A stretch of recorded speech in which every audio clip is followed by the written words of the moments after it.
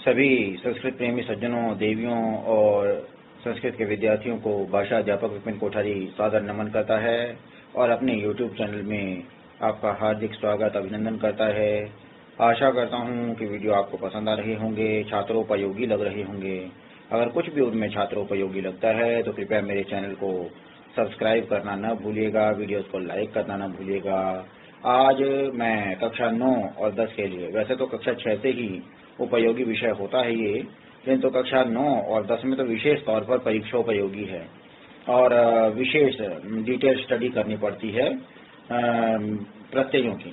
तो आज हम प्रत्ययों पर बातचीत करेंगे और प्रत्यय कितने प्रकार के होते हैं, प्रत्यय की परिभाषा, उनके भेद और उनके प्रयोग पर विचार करने वाले हैं। धन्यवाद। तो बात करते हैं प्रत्ययों पर, और आज मैंने साथ रखी है ये सहायक पुस्तिका जिसमें प्रत्यय है। अब ये देखिए, वे शब्द जिनका किसी शब्द या धातु से विधान किया जाता है प्रत्यय कहलाते हैं। प्रतीयन्ते विधीयते अनेन इति प्रत्ययः। ठीक है, अर्थात साधारण सी परिभाषा क्या है कि जो शब्दांत, संज्ञा, सर्वनाम और क्रिया आदि के अंत में लगने पर उनके अर्थ में परिवर्तन कर देते हैं, वे प्रत्यय कहलाते हैं। इस प्रकार प्रत्यय शब्द रचना के महत्वपूर्ण उपकरण हैं। अब प्रत्यय के भेदों पर बात करते हैं।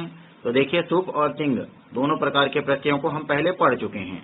सुप से सुबंत अर्थात शब्द रूप बनते थे और तिंग से धातु रूप। और अब बात करते हैं तो इन प्रत्ययों को हम क्या करते हैं, मुख्य रूप से 3 भागों में बांटते हैं।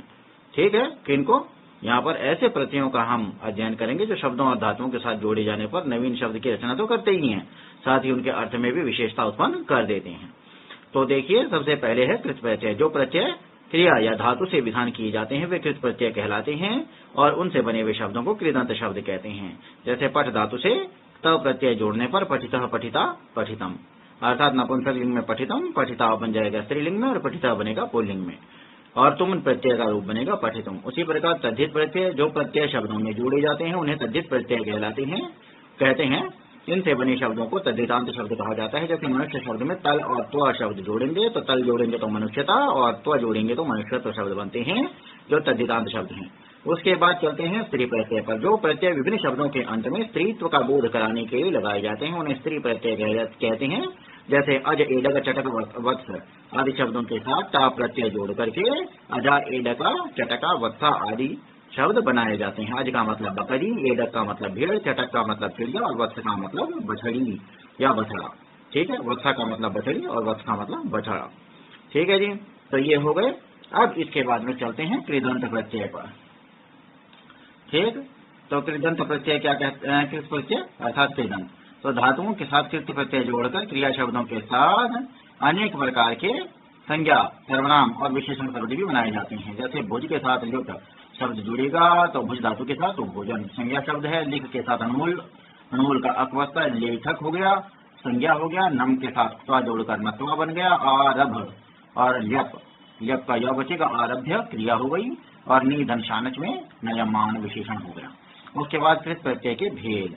अब भेदों पर बात करते हैं। तो देखिए, कृत प्रत्यय के निम्नलिखित भेदों में उसको विभक्त किया जा सकता है। कृत प्रत्यय तव्यत और अनियर, वर्तमान कालिक कृत प्रत्यय क्षत्रिय और सानज, भूतकालिक कृत प्रत्यय त और तवतु, पूर्वकालिक कृत प्रत्यय त्वा और ल्यप, तुमुन प्रत्यय में तुम, भाव तथा कर्तृ भिन्न कारक प्रत्यय में तिन और कर्तृवाचक प्रत्यय में अणुबोल तथा त्रिज प्रत्यय। अब आ गए कृत्य प्रत्यय में तव्यत और अनियर। विधिलिंग प्रकार के विधिबोधक चाहिए और योग्यता के अर्थ को व्यक्त करने के लिए धातु से तव्यत या अनियर प्रत्यय का प्रयोग करते हैं, उसको लगाया जाता है।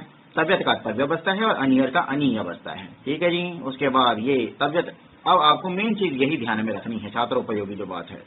फिर कहते हैं कि यह जो तव्यत एवं अनियर प्रत्ययांत शब्दों का प्रयोग सकर्मक धातु से कर्मवाच्य में और अकर्मक धातुओं से भाववाच्य में होता है। कर्मवाच्य से कर्ता में तृतीया, कर्म में प्रथमा और क्रिया का लिंग तथा वचन कर्म के अनुसार प्रयुक्त किया जाता है। भाववाच्य में कर्ता में तृतीया लगती है, कर्म होता है कि नहीं, अतः क्रिया नपुंसक लिंग एक वचन में ही रहती है। तो आप देखिए, दोनों ही तव्यत और अनियर दोनों का ही अर्थ एक समान है, इसलिए दोनों में से कोई भी प्रत्यय प्रयोग किया जा सकता है। जैसे कृष्णेन पुस्तकम पठितव्यम अथवा पठनीयम, कृष्ण को पुस्तक पढ़नी चाहिए। कृष्णेन ग्रंथः पठितव्यः पठनीयः, कृष्ण को ग्रंथ पढ़ना चाहिए। कृष्णेन गीता पठितव्या पठनीया, कृष्ण को गीता पढ़नी चाहिए। और अकर्मक धातुओं से भाववाच्य में यदि बनाएंगे तो कृष्णेन शयितव्यम या शयनीयम, कृष्ण को सोना चाहिए, मया गंतव्यम अथवा गमनीयम, मुझे जाना चाहिए, और युष्माभि हसितव्यम या हसनीयम, तुम सबको हंसना चाहिए। अब इसके बाद देखिए आप कि इसमें क्या बनता है, अनियर प्रत्यय शब्दों के रूप पुल्लिंग में राम की तरह, स्त्रीलिंग में रमा की तरह चलते हैं। अब ये देखिए तव्यत और अनियर प्रत्यय की शब्द तालिका हो गई। गम का अर्थ है जाना, और तव्यत में बनेगा गंतव्य, अनियर में गमनीय, और इस प्रकार से ये शब्द तालिका ये सब पूरी है नीचे तक, लेखितव्य, और ये प्रच्छ धातु से प्रष्टव्य, प्रच्छनीय है। इनमें से जो भी आपको उपयोगी लगते हैं और उनको आप लिख सकते हैं। फिर अनियर प्रत्ययांत हो गई शब्द तालिका, अनेकानेक उदाहरण है। धातु पठ, अर्थ हो गया पढ़ना, नपुंसकलिंग में पठनीय, पुल्लिंग में पठनीय, स्त्रीलिंग में पठनीय। इसी प्रकार से ये ज्ञानीय तक बन गए और ये जपनीय तक।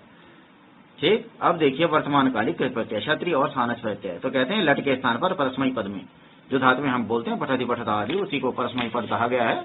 परस्मयी पद में क्या है, क्षत्रिय और आत्मनेय पद में शानच प्रत्यय होता है। अब क्षत्रिय का अत और शानच का आन शेष रहता है। ये दोनों प्रत्यय धातु में जुड़कर वर्तमान कालिक क्रिया का बोध कराते हैं। दोनों को जोड़ने से जो शब्द बनता है वह विशेषण होता है। क्षत्रिय और सानच प्रत्ययांत शब्दों के लिंग, वचन और कारक उनके विशेष्य के समान ही होते हैं, और क्षत्रिय प्रत्ययांत शब्द के रूप पुल्लिंग में पठत की तरह, स्त्रीलिंग में नदी की तरह, और नपुंसक लिंग में जगत की तरह चलते हैं। ठीक है जी। अब इसमें विशेष डिटेल में आपको जाने की जरूरत नहीं है। मुख्य बात क्या है कि ये क्षत्रिय प्रत्ययांत हो गई, और आप कहेंगे कि अत बच रहा था, तो अत यहाँ पर ये जुड़ा हुआ है नपुंसक लिंग के अंदर। अन्वेषण अनुधन इस धातु है, अर्थ है ढूंढना। पुल्लिंग हो गया अन्वेषण, स्त्रीलिंग अन्विष्यन्ति, और नपुंसक लिंग अन्विष्यत। उसी के बाद फिर अर्च, पूजना, अर्चन, अर्चति, अर्चत। अब देखते हैं आगे। तो ये इसमें बहुत से उदाहरण इसमें दिए गए हैं आपके लिए, और अनेकानेक उदाहरण। इतनी गहराई में हम जाएंगे तो बहुत लेंथी वीडियो बनेगा, अतः हम कुछ चुनिंदा को ही देखेंगे। जैसे स्था धातु से तिष्ठ बन गया, तिष्ठ का अर्थ ठहरना, तिष्ठन, तिष्ठन्ति, तिष्ठत, तो ये हो गया। और उसी प्रकार से अब आत्मनेपदी धातुओं से शानच प्रत्ययांत शब्द तालिका हो गई। आस धातु से बैठना, आसीन अर्थात बैठा हुआ, आसीना बैठी हुई, आसीना नपुंसकलिंग के लिए। और इसी प्रकार से ये हो गए इनके अनेकानेक उदाहरण। उसके बाद आ जाता है ल्युट प्रत्यय। ल्युट प्रत्यय में क्या है, भाववाचक संज्ञा शब्द बनाने के लिए धातु में ल्युट प्रत्यय जोड़ते हैं। ल्युट का यू शेष रहता है और फिर इसे अन आदेश हो जाता है, अर्थात जुड़ेगा क्या, अन। और ल्युट प्रत्ययांत शब्द सदा नपुंसकलिंग में होते हैं और उनके रूप गृह के समान चलते हैं। गृहम, गृहे, गृहाणी जैसे बोलते हैं हम लोग, फलम, फले, फलानी। तो ल्युट प्रत्ययांत कुछ मुख्य शब्द इस प्रकार से हैं। अर्च धातु से अर्चनम, दृश्य, दर्शनम, फिर अर्ज से अर्जनम, हन से हननम, और इसी प्रकार से ये भुज से भोजनम, जन से जननम। अब आ गए भूतकालिक कृत प्रत्यय। इसमें आता है सबसे पहले त और तवतु। देखिए आधा क है, हलंत क है, इसलिए साइलेंट रहेगा, ये भी क साइलेंट रहेगा। तो त और तवतु प्रत्यय इनको बोला जाएगा। त का त शेष रहता है, तवतु का तवत शेष रहता है। दोनों समाप्ति बोधक प्रत्यय हैं और दोनों प्राय सभी धातुओं के अनंतर भूतकाल या समाप्ति का बोध करने के लिए लगाए जाते हैं। त प्रत्यय जो है कर्मवाच्य या भाव्यवाच्य में लगता है, और तवतु जो है वो कर्तृवाच्य में। धातु को गुण या वृद्धि नहीं होती, संप्रसारण होता है। और कहते हैं त प्रत्यय जब सकर्मक धातु से कर्मवाच्य में होता है तो कर्म में प्रथमा, कर्ता में तृतीया, और क्रिया का लिंग, वचन और विभक्ति कर्म के अनुसार होती है, कर्ता के अनुसार नहीं होती है। और यदि त प्रत्यय अकर्मक धातुओं से होगा तो कर्ता में तृतीया होगी, क्रिया में नपुंसकलिंग एक वचन ही होगा। ठीक है। अब कहते हैं कि त प्रत्ययांत क्रिया शब्द कर्म के अनुसार पुल्लिंग होगा तो उसके रूप राम की तरह, स्त्रीलिंग होगा तो रमा की तरह, और नपुंसकलिंग होगा तो गृह की तरह चलेंगे। जैसे मया पुस्तकम पठितव्यम, पुस्तके पठिते, पुस्तकानि पठितानि, ग्रंथः पठितः, ग्रंथौ पठितौ, ग्रंथः पठितः, मया बाला दृष्टा, बाले दृष्टे, बालाः दृष्टाः, तेन हसितम, तेन भुजितम आदि। ठीक है। उसके बाद कहते हैं कि गति अर्थक जो धातुएं होती हैं, जाना, चलना आदि, इन सभी धातुओं में अकर्मक धातुओं तथा श्लिष, शी, था, आस, वस, जन, रूह, जिरी धातु से प्रत्यय कर्तृवाच्य में भी होता है। फिर आगे आ जाते हैं, इतनी गहराई में डिटेल में जाने की आवश्यकता नहीं है, नॉलेज के लिए। तवतु प्रत्यय कर्तृवाच्य में होता है, अर्थात अतः कर्ता के समान क्रिया शब्द के लिंग और विभक्ति और वचन होंगे। कर्ता में प्रथमा, कर्म में द्वितीय, और क्रियाकर्ता के समान होंगे। तव प्रत्यय के रूप में यदि वत और जोड़ दे तो तवतु प्रत्यय का रूप बन जाता है। तो नीचे ये प्रमुख धातुओं के त और तवतु के रूप यहाँ पर दिए गए हैं। पहले तो त प्रत्ययांत शब्द तालिका, अध, अध से पुल्लिंग में बना जगध, स्त्रीलिंग में बना जगधा, नपुंसकलिंग में जगधम। आप धातु से आप्तः, आपता, आप्तम, ईक्ष से ईप्सितः, ईप्सिता, ईप्सितम, ईक्ष का अर्थ होता है देखना, और उसके बाद खन से फिर खातः, खाता, खातम, और तवतु से बन गया जी अद से जगदवान, जगदवती, जगदवत। ठीक, इसी प्रकार से ये अनेक अनेक यहाँ पर दिए गए हैं। अर्थ से फिर क्री से क्रीतवान, क्रीतवती, फिर खन से खातवान, खातवती, गृह से गीर्णवान, गीर्णवती, गीर्णवत, फिर पूर्वकालिक कृत प्रत्यय। फिर कहते हैं त्वा प्रत्यय। जब दो धातुओं का एक ही करता हो तो जो क्रिया पूरी हो चुकी होगी उसे बताने के लिए क्रिया के साथ त्वा प्रत्यय का प्रयोग किया जाता है, जिसका त्वा शेष रहता है, यानी साइलेंट जो पहला आधा क है हलंत का वह हट जाता है और जो है ना त्वा शेष रहता है। अब कहते हैं कि यह प्रत्यय करके या करके अर्थ में प्रयुक्त होता है। जैसे कहते हैं मैं पुस्तक पढ़कर वहां आऊंगा, हम पुस्तकम पठित्वा तत्र, वहां जाऊंगा, तत्र गमिष्यामि, आऊंगा होता तो आगमिष्यामि। बालक कार्य करके ही यहाँ आती हैं। बालका कार्यम कृत्वा एव अत्र आगच्छन्ति। त्वा प्रत्यय से निर्मित कुछ शब्दों की तालिका ये हो गई। भू से त्वा जोड़ेंगे तो भूतवा, पट से पठित्वा, गम से गत्वा, यानी करके हो जाएगा इसका अर्थ की ऐसा करके। आपने 8वीं में भी पढ़ा था इनको। फिर पृष्ठ से हो गया पृष्ठवा, अर्थात पूछ करके। अब आ जाता है ल्यप प्रत्यय। जब त्वा प्रत्यय वाली क्रिया के पूर्व कोई उपसर्ग लग जाता है तो त्वा के स्थान पर ल्यप प्रत्यय ही होता है, इसका य शेष रहता है। परंतु यदि धातु से पूर्व निषेधार्थक अ या अन हो तो त्वा का ल्यप नहीं होता। जैसे मैं पुस्तकें लेकर वहां जाऊंगा, हम पुस्तकानि आदाय तत्र गमिष्यामि, यहाँ आकर क्या करोगे, अत्र आगत्य किम करिष्यति। अब आ गई ल्यप प्रत्यय शब्द डालेगा, देख सकते हैं आप। अनु धन भू, अनु उपसर्ग लगा हुआ है, फिर भू धातु है, अनुभव करना, अनुभूय, और अगर ये उपसर्ग नहीं होता तो भूतवा बना देते हम सीधा, तो प्रत्यय लग जाता। इस प्रकार ये उदाहरण हो गए इनके। अब उदाहरणों के बाद आ जाते हैं आगे सुमन प्रत्यय में। आप कहते हैं यह प्रत्यय चतुर्थी विभक्ति के स्थान पर के लिए या को निमित्त के अर्थ में प्रयुक्त होता है। इस प्रत्यय का तुम शेष रहता है। तुमन प्रत्ययांत शब्द अव्यय होते हैं और इनके रूप नहीं चलते। ठीक, तो जैसे मैं पढ़ना चाहता हूँ, हम पठितुम इच्छामि, क्या मैं जा सकता हूँ, कि हम गंतुम शक्नोमि। तो भू से भवितुम, पठ से पठितुम, आ धन गम से आगंतुम, पा से पातुम, और इस प्रकार ये अनेक उदाहरण इन्होंने दिए हैं। फिर आ जाता है भाव तथा कर्तृ भिन्न कारक प्रत्यय। तीन प्रत्यय, तीन प्रत्ययांत शब्द सदैव भाववाचक और स्त्रीलिंग में होते हैं। तीन प्रत्यय का ती शेष रहता है जो धातु में लगाया जाता है। धातु के ए ओ आदि में कोई गुण वृद्धि आदि परिवर्तन नहीं होते हैं। और तीन प्रत्यय में क्या क्या आ रहा है जी, गम धातु का अर्थ है जाना, और तीन प्रत्यय से जोड़कर बन गया गति ही, भू से भूति ही, ध्री से धृति ही, और ये इनके अर्थ भी साथ में दिए हुए हैं। विपद अर्थात संकट, और विपत्ति ही, इस शब्द को हम कई बार पढ़ते हैं। स्था ठहरना और स्थिति। अब आ जाता है कर्तृवाचक प्रत्यय। कर्तृवाचक में आता है अणुमूल और त्रिच। कर्तृवाचक में वाला के अर्थ का द्योतन कराने के लिए धातुओं में अणुमूल और त्रिच प्रत्यय लगाए जाते हैं, जिससे अणुमूल का भू शेष रहता है, जिसे अक हो जाता है, यानी जुड़ेगा अक, और जबकि त्रिच का त्रि शेष रहता है। इससे निर्मित कुछ शब्दों के उदाहरण इस प्रकार से हैं। अणुमूल और त्रिच प्रत्यांत में याच से अणुमूल में बनेगा याचक, और त्रिच से बनेगा याचत्री, क्री से बनेगा कारक और कर्तृ। ठीक है, उसके बाद चलते हैं तद्धित प्रत्यय में। जो प्रत्यय संज्ञा, सर्वनाम, विशेषण आदि के अंत में जुड़कर नए शब्द बनाते हैं उन्हें तद्धित प्रत्यय कहते हैं, और इनसे निर्मित क्या बनेंगे, तद्धितांत शब्द कहलाएंगे। मनुष्य शब्द में तल, ता और त्व प्रत्यय लगाकर मनुष्यत्व, मनुष्यता और मनुष्यत्व शब्द बनते हैं जो तद्धितांत शब्द हैं। और तद्धित प्रत्यय अनेक हैं, किंतु यहाँ पर पाठ्यक्रम में क्या है जो निर्धारित है उन्हीं का अध्ययन करेंगे। जो जैसे नंबर 1 हो गया मतुप या वतु, किसी वस्तु का बहुत्व, निंदा, प्रशंसा, नित्य संबंध, अतिशय अथवा संसर्ग का बोध कराने के लिए मतुप प्रत्यय का प्रयोग किया जाता है।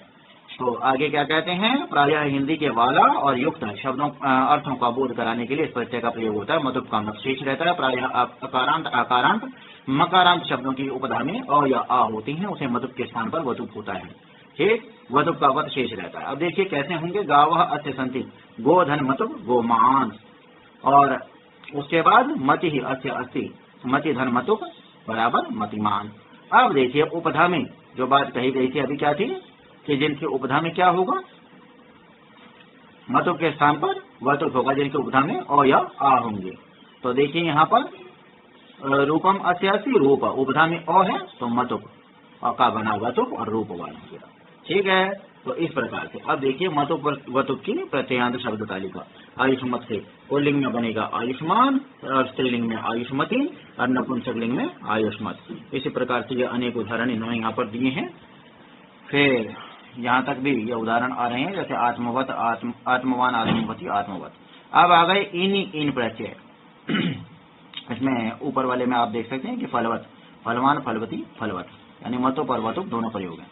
इन प्रत्यय में आप देखिए हिंदी के गुण वाला, धन वाला, सुख वाला, आदि वाला अर्थों के प्रयोग के लिए संस्कृत में शब्दों के साथ इन्हीं प्रत्यय लगाते हैं। इसका इन शेष रहता है, जैसे दंड, धन इन, फिर दंड, धन इन बराबर दंडिन। तो इन्हीं प्रत्ययांत शब्दों के रूप तीनों लिंगों में चलते हैं। अब देखिए, आप इन्हीं प्रत्ययांत शब्द तालिका में दंड का इन्हीं प्रत्ययांत बना दंडिन, पुल्लिंग बना दंडी, स्त्रीलिंग दंडिनी और नपुंसकलिंग दंडिन। ठीक है, तो यानी जो इन जोड़ करके बनेगा वो नपुंसकलिंग होगा, और उसके बाद दंडी और दंडिनी आप इससे पुल्लिंग और स्त्रीलिंग आप बना सकते हैं। अनेक उदाहरण ये हो गए। उसके बाद में चलते हैं जी, आगे चलिए। फिर ये देखते हैं ठक प्रत्यय। जानकार या अध्ययन करने वाले के अर्थ में ठक प्रत्यय होता है। इसमें ठक के स्थान पर इक हो जाता है, जैसे तार्किक दीव्यति, खोलता है, खनति, खोदता है। तृतीयांत शब्द से जाता है, खाता है आदि अर्थों में भी ठक प्रत्यय होता है। अब देखिए, ठक प्रत्ययांत शब्द तालिका में कहते हैं हस्तिन धन ठक बराबर हास्तिक, अर्थ हो गया हाथी ले जाने वाला। समाज धन ठक, सामाजिक, समाज में रहने वाला। और इस प्रकार ये अनेक उदाहरण इसके यहाँ तक लिखे हुए हैं, दिए गए हैं। अब देखिए आप, पशुधन ठक बराबर पाशविक, पशु से संबंध वाला। वसंत धन ठक बराबर वासंतिक, वसंत में होने वाला। फिर त्व और तल भावार्थक प्रत्यय। किसी संज्ञा शब्द से भाववाचक संज्ञा के अर्थ में त्व और तल दोनों ही प्रत्यय प्रयुक्त होते हैं। त्व प्रत्ययांत शब्द सदैव नपुंसकलिंग और तल सदैव स्त्रीलिंग में होते हैं। फिर देखिए, नृप से बना नृपत्वम, नृपता, गुरु से गुरुत्वम, गुरुता, मूर्ख से मूर्खत्वम, मूर्खता। इनको आप नोट कर सकते हैं। और उसके बाद में चलते हैं जी आगे। अब ये पूरी यहाँ पर इतनी बड़ी लिस्ट यहाँ पर इनके उदाहरणों की दे रखी है। सबका बखान करना तो संभव नहीं होगा, क्योंकि वीडियो काफी लंबा हो जाता है। जिन बच्चों के पास पुस्तकें नहीं है वो भी इससे लाभ उठा सकते हैं, इसीलिए पुस्तक का भी सहयोग लिया मैंने। शॉर्ट में समझाने से भी बात नहीं बननी थी। अब देखिए, स्त्री प्रत्यय। स्त्री जाति का बोध कराने के लिए स्त्री प्रत्ययों का प्रयोग किया जाता है, अर्थात जो शब्द मूलतः पुल्लिंग या नपुंसकलिंग होते हैं उनसे स्त्रीलिंग बनाने के लिए उनके साथ जो प्रत्यय लगाए जाते हैं उन्हें स्त्री प्रत्यय कहलाते हैं। स्त्री प्रत्यय में सबसे मुख्य दो प्रत्यय हैं, टाप और नीप। तो टाप प्रत्यय में आ बसता है। जो आजादीगढ़ में पठित अज, एडक, अश्व, मूषिक आदि शब्दों के साथ में क्या होता है, इनसे स्त्रीलिंग बनाना है तो टाप प्रत्यय का प्रयोग होता है, जिसका आशेष रहता है, केवल आ की मात्रा। इसमें पुल्लिंग शब्द के अंतिम अ का लोप कर दिया जाता है, किंतु कुछ शब्द प्रत्यय के अपवाद भी होते हैं जिनमें टाप प्रत्यय नहीं जोड़ा जाता है। इनमें असल में जिन शब्दों के अंत में अक आता है उनमें अक को इक होने के बाद टाप प्रत्यय लगाया जाता है, जैसे गायक, गायिका, बालक, बालिका आदि। और ये टाप प्रत्यय के कुछ उदाहरण हैं, जैसे एक से एका, श्वेत से श्वेता। दोनों का अर्थ होगा सफेद ही, लेकिन ये सफेद पुल्लिंग होगा, ये सफेद क्या होगा, स्त्रीलिंग होगा। इसी प्रकार मूषिक से मूषिका, एडक से एडका। और लास्ट में ये क्या आ गए, फिर इनके उदाहरण यहाँ दिए हुए हैं। अपवाद क्या है, कुमार का कुमारी और ब्राह्मण का ब्राह्मणी होना चाहिए, शब्द बनेगा, है ना। ऐसे शब्द अनेक उदाहरण भी मिलते हैं। अब कहता है नीप प्रत्यय। नीप प्रत्यय का रहता है ई शेष, और काम इसका भी वही है। ऋकारांत और नकारांत पुल्लिंग शब्दों के साथ नीप प्रत्यय लगाकर स्त्रीलिंग शब्द बनाते हैं, जैसे राजन के साथ नीप, राजनी, श्वन के साथ नीप, शुनी। और इस प्रकार ये अनेकानेक इसके उदाहरण इसके साथ इन्होंने दे रखे हैं, जिनको आप देख सकते हैं। और इनमें से जो आपको उपयोगी लगते हैं उनको आप नोट कर सकते हैं। उपयोगी तो सभी हैं, किंतु इनमें से जो खास जो विशेष आपको लगते हैं उनको आपको नोट कर लेना है। तो वीडियो पहले ही काफी लंबा हो चुका है, आशा है काफी कुछ आपको इसमें समझ में आया होगा। 2-3 बार इसमें समझ सकते हैं, और कोई प्रश्न हो तो मुझसे मेरे व्हाट्सएप नंबर पर पूछ सकते हैं। धन्यवाद। वीडियो को ध्यान से सुनने के लिए आपका हार्दिक आभार। धन्यवाद।